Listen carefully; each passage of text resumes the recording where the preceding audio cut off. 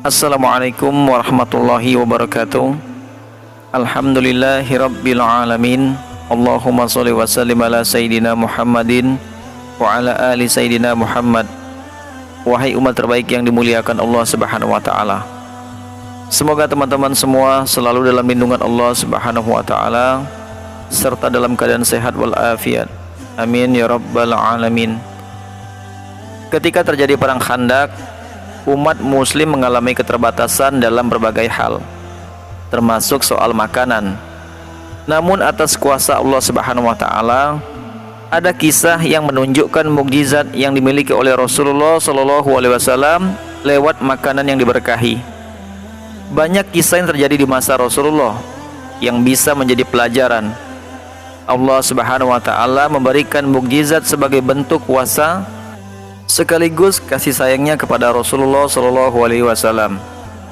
Dikisahkan sebuah peristiwa yang terjadi saat berlangsungnya perang Khandaq atau perang Ahzab. Dalam peristiwa Khandaq atau perang Ahzab, Rasulullah Shallallahu alaihi wasallam dan semua kaum muslim bekerja keras menggali parit di sekeliling Madinah. Mereka dibagi ke dalam beberapa kelompok. Masing-masing kelompok terdiri atas 10 orang. Setiap kelompok ditugasi menggali parit sepanjang 40 hasta. Mereka semua bekerja keras tanpa kena lelah karena pasukan musyrik Quraisy dan sekutu mereka telah bersiap-siap menyerang Madinah. Rasulullah Shallallahu alaihi wasallam juga ikut bekerja keras memimpin kaum muslim hingga lupa memperhatikan makannya. Sudah 3 hari beliau tidak mendapatkan makanan yang layak. Jabir bin Abdullah mengetahui keadaan beliau dan merasa iba melihat kondisinya yang tampak lelah dan lapar. Jabir berhasrat besar untuk menjamu Rasulullah Shallallahu alaihi wasallam sehingga ia berkata, "Wahai Rasulullah, aku mohon izin untuk pulang sebentar ke rumah." Beliau memberinya izin.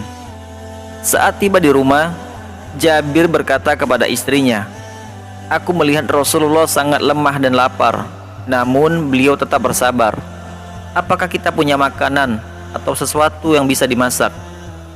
Istri Jabir menjawab, "Kita punya secangkir gandum dan anak kambing yang kurus." Jabir segera menyembelih kambing itu.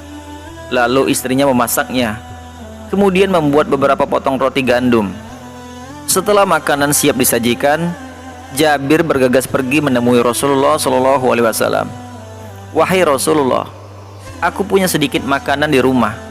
Sudilah kiranya engkau datang ke rumahku bersama 2 atau 3 orang untuk menyantapnya," kata si Jabir.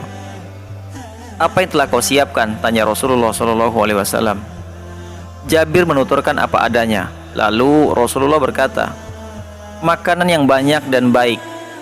Tolong katakan kepada istrimu agar jangan dulu membuka tutup panci dan menghidangkan rotinya hingga aku datang." Maka Jabir bergegas pulang ke rumahnya, mendahului Rasulullah Shallallahu alaihi wasallam. Sementara itu, Rasulullah berseru kepada para sahabat, "Berhentilah kalian semua, mari kita pergi ke rumah Jabir." Jabir tiba di rumahnya dan menceritakan obrolannya dengan Rasulullah Shallallahu alaihi wasallam kepada sang istri, termasuk pesan beliau untuk tidak membuka tutup panci. Namun, beberapa saat kemudian Jabir terhenyak, kaget dan panik melihat di depan rumahnya Rasulullah Shallallahu alaihi wasallam datang bersama semua sahabat Ansor dan Muhajirin. Ia berpaling kepada istrinya dan berkata gugup, "Celaka, beliau datang bersama semua sahabat. Apakah beliau telah bertanya sebelumnya kepadamu?" kata istrinya. "Iya sudah," jawab Jabir. "Maka aku tidak perlu kaget," kata istrinya. Jabir kemudian mempersilahkan Rasulullah Shallallahu alaihi wasallam dan para sahabat masuk untuk makan di rumahnya. Lalu Rasulullah Shallallahu alaihi wasallam kemudian membuka tutup panci, lantas mengambil sesendok makanan daging kambing itu dengan mengambil sepotong roti. Lalu para sahabat mengikutinya hingga semua orang yang datang ke rumah Jabir bisa makan dengan kenyang.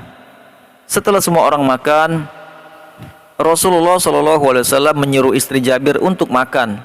Ternyata di panci itu masih tersisa makanan untuk Jabir dan istrinya. Begitu pula dengan rotinya.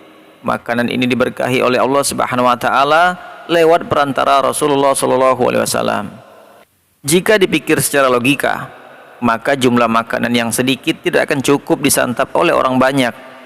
Namun karena makanan ini dipenuhi berkah, maka seluruh orang dapat menyantapnya sampai kenyang, bahkan tak kekurangan sedikit pun. Itulah semenggal kisah tentang mukjizat Nabi Muhammad SAW dalam perang Khandaq.